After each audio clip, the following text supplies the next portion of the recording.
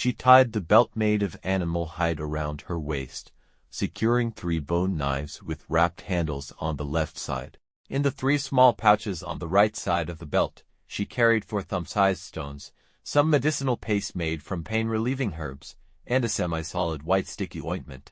Her pack was already prepared, containing a spare bone knife, a water jug, some rope, 2 days' worth of food, and a set of clothes. With a slight smile of excitement on her face, Lu Xinrui slung the pack over her back and said to Yanzi, "Sister Yanzi, I'm off." "Wait."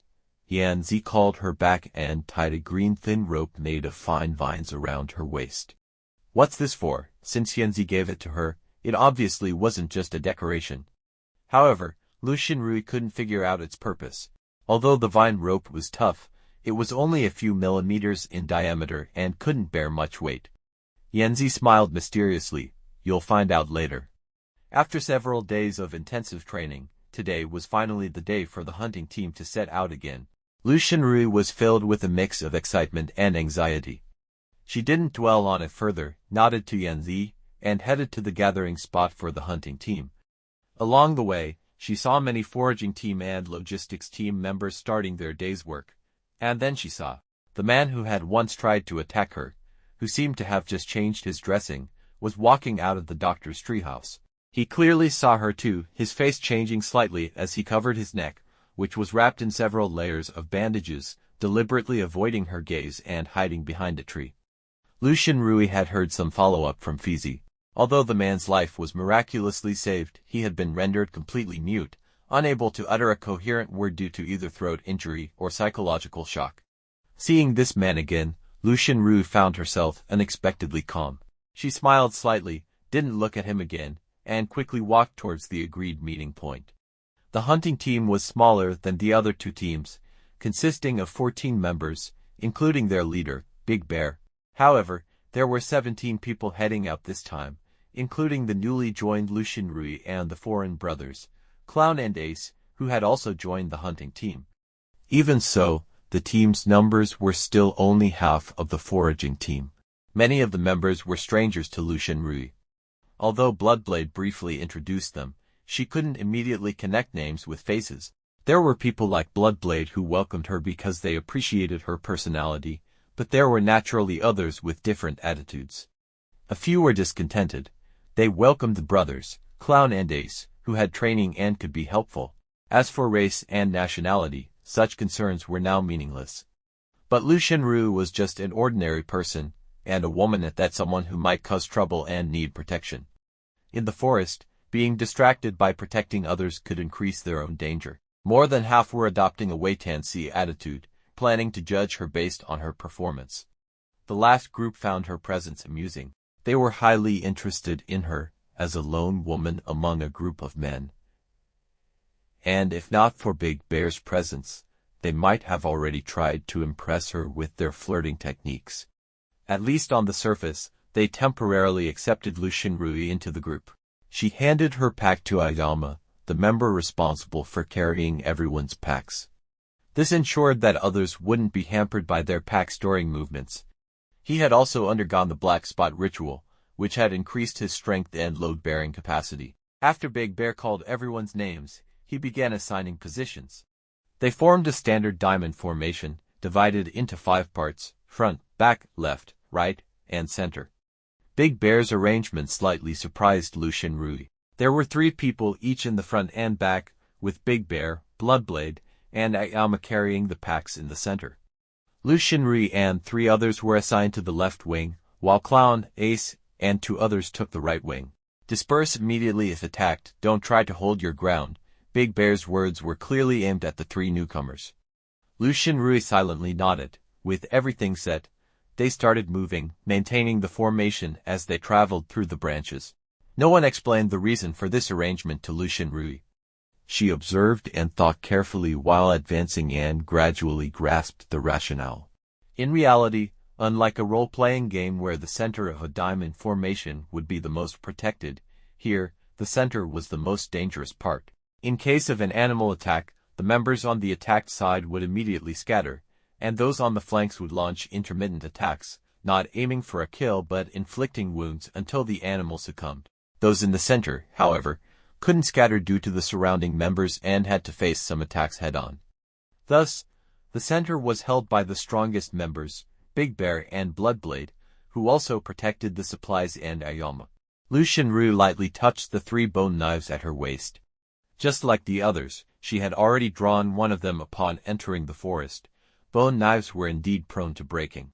During training, Lu Xinru broke at least 10 of them, but she had learned the technique to prevent them from breaking easily.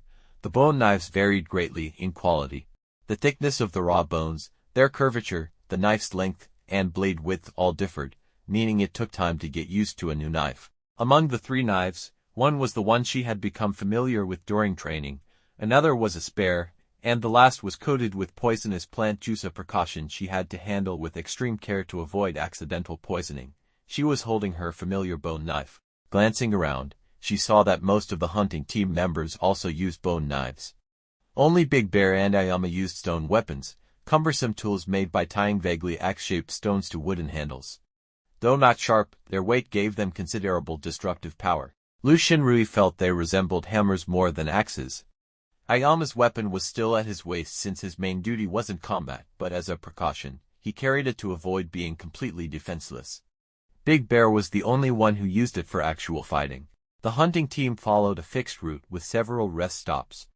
One member of the left wing told Lu Xinru that if she ever got separated, she could wait at these spots.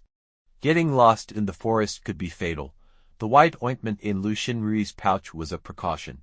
Made from fat and glowing fruits, it was highly visible in the forest and glowed at night.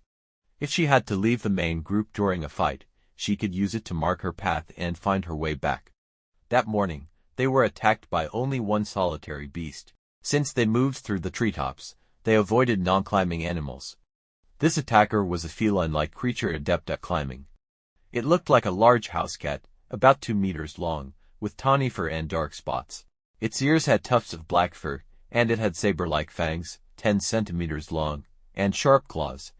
The big cat attacked from the right wing, opposite Lu Xinru. She saw Clown, Ace, and the other 2 members scatter, while the front and rear groups shifted to the right to form an encirclement. The 2 in front struck the cat's belly with their bone knives as it leapt. The cat screeched in pain, its body trembling. Big Bear, standing still, avoided its claws and swung his stone axe in an arc, striking its head. Bloodblade had said that bone knives were ineffective against skulls, but Big Bear's stone axe didn't have that problem. The cat convulsed and fell straight from the high branch, hitting the ground hard. "Looks like we'll be eating this today," Bloodblade said, leaping lightly to the fallen cat. Lu Xinru was stunned. "That's it, it's over just like that." She hadn't even touched a hair on it. Even falling from that height, the cat might not be dead yet. Lu Xinru followed the others down, worriedly watching the cat's body. However, it seemed truly dead, not springing up as she feared. Aoyama had another large item to carry. Lu Xinru was amazed, carrying everyone's packs, totaling nearly 100 pounds, plus a 200 or 300-pound cat. Wouldn't he be exhausted? Seeing through her thoughts, Bloodblade scoffed. "How else do you think we bring back large herbivores' bodies to camp?" Bloodblade's words reminded Lu Xinru of the giant beast she had seen in the camp square. Over 3 meters high, more than 10 meters long. How heavy was that? Did Aoyama carry it alone? Bloodblade shrugged. He couldn't carry it alone. Others helped him. Lu Xinru was speechless. Even with help, that was an incredible weight. With the cat's body on his back, Aoyama couldn't rely on the branches. The group returned to ground travel. Fortunately, they didn't face another attack. Setting out early in the morning, they left the forest by noon. This wasn't because the forest was small, but because the forests here were separate patches. Crossing a small plain, they would soon reach another forest. Big Bear led them along the forest edge to a riverbank. This river, or perhaps more accurately, a wide river, was tens of meters wide. Big Bear, Aoyama, and a few hunting team members pulled out a huge raft from a concealed spot. Made of logs over half a meter in diameter, the raft was about 8 meters wide and nearly 20 meters long. It was clear this raft had been prepared earlier by the hunting team. Were they not only going through the forest but also traveling by water?